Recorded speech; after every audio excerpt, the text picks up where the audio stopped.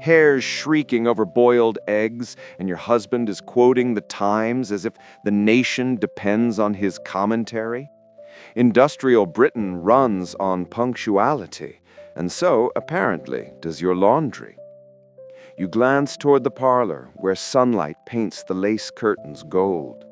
For a moment, your fingers stop moving, and the kettle's hiss sounds suspiciously like applause.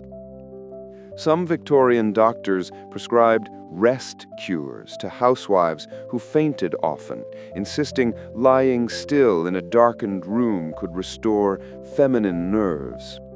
You consider pretending to swoon, just once, to see whether anyone would notice the difference between exhaustion and elegance.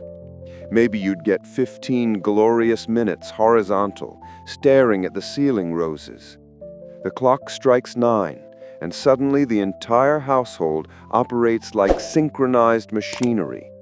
You carry bundles of linens up narrow stairs, each step creaking under the weight. Outside, factory whistles pierce the morning haze, reminding you that time is a commodity. The Industrial Revolution hasn't just changed cities, it has rewritten domestic life. Housewives are minor engineers of efficiency, and every idle minute is treated with suspicion. Historians still argue whether women secretly welcomed this structure or merely endured it under polite smiles. You find tiny loopholes, 5 stolen minutes folding laundry near a sunlit window, 10 moments arranging flowers as if time itself could be paused. Those brief respites become sacred, almost ritualistic. Some women even kept map jars, tiny notes with messages like "Do not disturb," slipped into rooms to claim moments of privacy. You can't help but smirk at the creativity. The house is a battlefield of clocks, schedules, and expectations. Children scream, the cook yells, and the husband remains blissfully unaware of the silent rebellion unfolding in corners and corridors. You lean against the doorway, eyes half closed, imagining a world where naps aren't whispered secrets. You slip upstairs, the carpet muffling your footsteps. The fainting couch in the parlor calls your name, a plush oasis amid wallpapered chaos. Curtains diffuse the sun into soft amber light, and suddenly the house outside feels like a distant memory.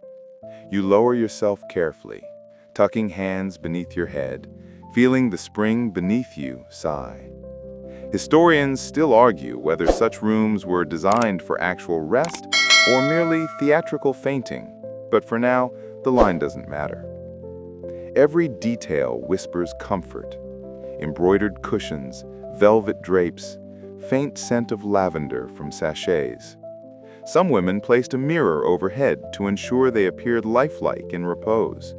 You chuckle at the absurdity, but appreciate the dedication to aesthetic perfection. The hush is broken only by the tick-tock of a small clock and occasional birds tapping at the window. By afternoon, the house assumes a rhythm. Lunch is cleared, the children nap, and you finally take the plunge, a true, deliberate nap. What outsiders see as laziness is actually strategic. Your mind and body reclaim stolen territory. Historians still argue whether this was conscious or instinctive, but the act speaks for itself. You feel the comfort of rebellion in your chest as you lie back, letting shadows play across lace curtains. Some housewives timed naps to coincide with social calls, hiding behind restorative rest while the household buzzed. You chuckle at the absurdity, but appreciate the dedication to aesthetic perfection. The hush is broken only by the tick-tock of a small clock and occasional birds tapping at the window. By afternoon, the house assumes a rhythm. Evening approaches, and the house prepares for the next wave of activity.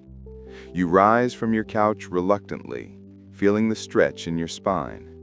The legacy of these naps is visible in small, enduring habits, moments of personal peace cultivation of self-care.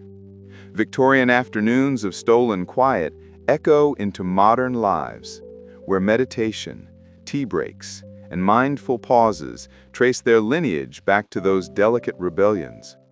Historians still argue how much influence these private rituals had on broader culture, but the evidence lies in countless living rooms where quiet survives as an art form. Contemporary wellness coaches often unknowingly channel Victorian principles when preaching the benefits of mid-afternoon rest and deep breathing exercises. You smile, realizing that subtle resistance became global advice on living well. Your final glance at the sun-dappled parlor reminds you of the paradoxical power of quiet. It can heal, teach, and shape a legacy. The evening light softens, and you allow your mind to slow its pace. Each breath becomes deliberate, and you notice the faint warmth lingering on your skin. The distant murmur of street activity fades into a gentle hum, blending with the soft tick of clocks that once governed every move. You feel the comfort of knowing that some rhythms are yours alone, untouchable, sacred. The house exhales around you. The scent of lavender and polished wood mingle, inviting your senses to rest. You imagine drawing the curtains slowly, letting shadows elongate, stretching across walls and furniture in a quiet, tender embrace. Even the faint creak of floorboards now feels rhythmic, almost like a lullaby composed by the house itself.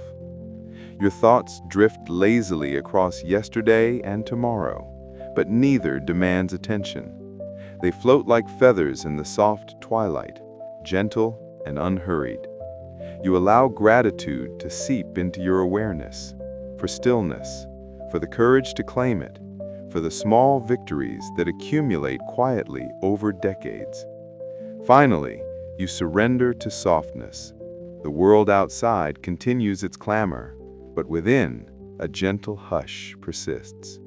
Your breathing slows. Your muscles release tension. You drift, fully aware and utterly peaceful.